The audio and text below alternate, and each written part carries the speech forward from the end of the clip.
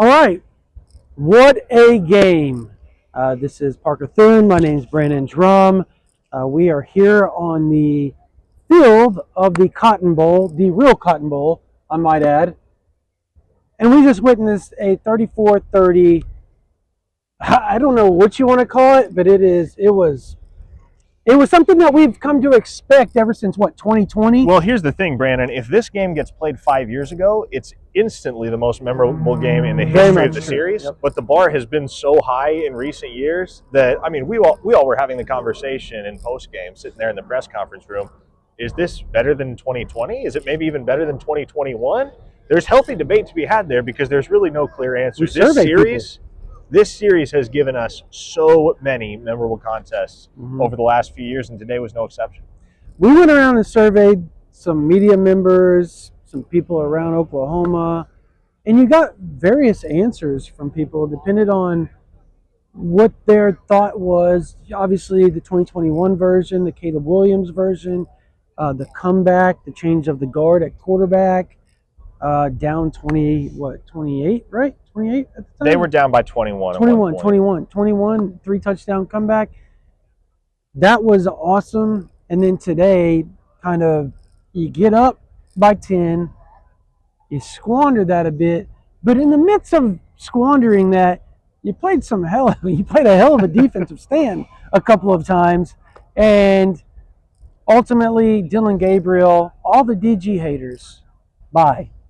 They're done. Well, they cannot talk anymore. And that's the one immediate takeaway I had as soon as Nick Anderson caught that pass in the end zone to win this game for the Sooners with 15 seconds to play.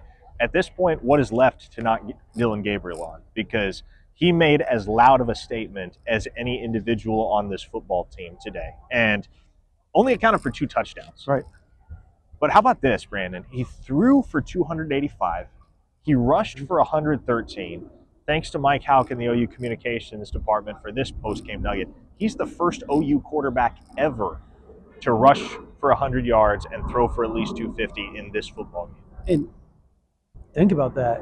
Kyler Murray didn't do that. Jalen Hurts, Baker Mayfield, Trevor Knight, Blake Bell. Trying to think of all the other running quarterbacks, Paul Thompson. Like, you've got some really good quarterbacks that could run and throw, the epitome of dual threat guys.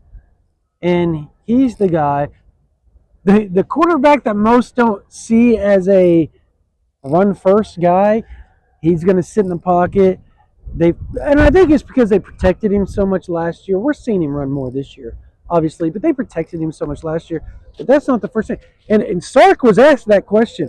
What surprised you the most? His running ability. Yep. It was a 2-word answer. His running ability. And he didn't say left it at that. But man, like, we knew Dillon Gabriel was mobile, but I think what today emphasized is he rushed the ball 14 times. Right. He had 14 carries, and the tenacity with which he ran today. That was never a guy that was looking to slide at the end of a run, Brandon. Not unless he absolutely had to.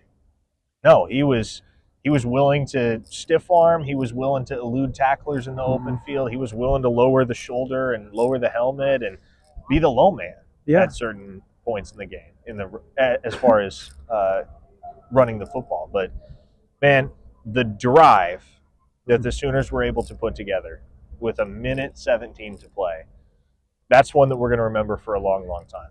And on that drive, he hit, 4 or 5 different receivers. Stogner had a catch. Jalil Farouk had a catch. Drake Stoops had a big catch. And then, obviously, the kill shot was the 3-yard touchdown pass to Nick Anderson. Man, that was, for better or worse, that was the drive that, to this point in his career, was going to define Dillon Gabriel's legacy at Oklahoma. There were a lot of opinions that were either going to be rendered completely worthless based on the outcome of that drive, or completely validated by that drive. He forever now lives in Sooner lore. Forever. Yeah.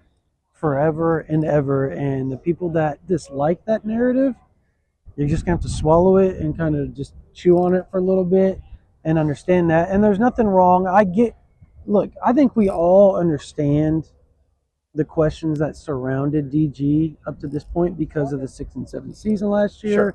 the blown leads going out of the fourth quarter last year. But you could tell from the jump to start this season that it was a completely different ballgame. And I know Arkansas State was Arkansas State, and I get SMU was kind of an up and down game. But when you go to Cincinnati and you play in that environment, an environment that you said was as loud as you've ever been a part of. Save for here, yes. Save for here, yes. To me, I think that's where they cut their teeth, honestly. And that's why this wasn't too big for them. And you would think Texas going to Alabama and doing what they did to Alabama would be something that would cut their teeth. And it was, because they made a really solid comeback. Look, at the end of the day, I felt like both teams deserved to win that game. Like, you have one that came back after 3 turnovers and then played really solid defense in the fourth quarter against Oklahoma until that final drive. Yeah. And then you have a team that just, I think OU was just more consistent throughout the game, and that's where they deserve the win, plus causing the turnovers. So this is not the last time this game is going to be played this year, I don't think. No, I don't think so either. And Dylan Gabriel is obviously the hero today. Yeah. He is the one that will dominate the headlines. But let's talk about a couple other things, Brandon. First off, a true freshman in Caden Green played the vast majority of this football game at left guard and did a tremendous job. Tawi Walker had a pair of touchdown runs, and he was finally the feature back today. Wasn't terribly successful on the ground in terms of breaking chunk gains. He had 15 carries for 46 yards, but did have those two crucial scores. And then the goal line stand that the Oklahoma defense was able to put together. When the score was 27-20, for the life of me, I can't remember whether that was late third quarter or early fourth quarter. But that was the moment, Brandon, right over there in that end zone. That's why I keep glancing over there. I think that was the moment where everybody realized, okay, Brent Venables' defense is officially here. It has arrived. And I asked that question. I said, talk us through that. Talk us through that goal line stand. What does that do for you moving forward? And what did it do for you in the game? The obvious answer was it catapulted them. It gave them confidence, yada, yada, yada. But I loved Stutzman's answer to it. And that was just a lot of heart. And he kept it really simple. Yeah. That was a lot of heart and a lot of help from a couple of guys that notoriously they don't. I mean, you got Kip Lewis, who was out there during that. Kip Lewis blew up a couple of those plays. He did. Deshaun McCullough made a couple of huge plays, and then right over there, Billy Bowman, Woody Washington, and then Deshaun McCullough right there on that stop. And so there was a lot of guys that contributed to it, and he just said the defense had heart. It took a lot of heart, and that's something Brent Venables has been talking about. I want to say something to Oklahoma fans. You guys are going to hear a lot about this throughout probably the next week, since it's a bye week. And it's probably going to be a pretty big talking point just how big a game this was for Oklahoma this season and how much emotion they put into it. So talking to Andrew Rame during the post game, and he was asked, what did this game do? Well, I asked him, I said, 2020, 2021, 2023, you've been through it all. Which one's the best? And he said this one, obviously, because it's this year. And I knew that's what he was going to say. But he said, because of what happened last year. He goes, we don't need to talk about what happened last year. He goes, but we've been thinking about that for 300 plus days. And then I think Eli Letterman told him, like it's 364, almost on the dot. Yeah. And he then talks about 49 medicine ball or whatever it is. And they started, he said, normally last year they stopped at 25. He said they were doing it's the first thing they do when they start their workouts every day. And this dates back to the summer. And it was 49, 49, 49. He said, we got to 25 and thought we were done. And they said, Schmitty just said, keep on going. You've got 24 more, boys. 49-0. I want that engraved in your head. And it was today. And it worked. And you saw it. Ethan Downs had a hell of a football game. Oh, my gosh. Ethan Downs had an outstanding performance today. Another hater, guy that's hated by a lot of people or disliked by a lot of people. That it's kind of funny how that works, though. Like, they come up in big moments when it's unexpected. And he's always been really good. He's played fantastic this year, by the way. He has. Quietly been. How many sacks is that now for him? 4? I want to say 3.5. 3.5? Might be 4. Okay. Still, 6 games into the season, you still, if he ends up with 8 sacks, that's a really solid. Was he junior now? Junior season. So, Billy Bowman, Peyton Bowen, excuse me. Peyton Bowen, his first outing. And what does he do? He continues to make plays.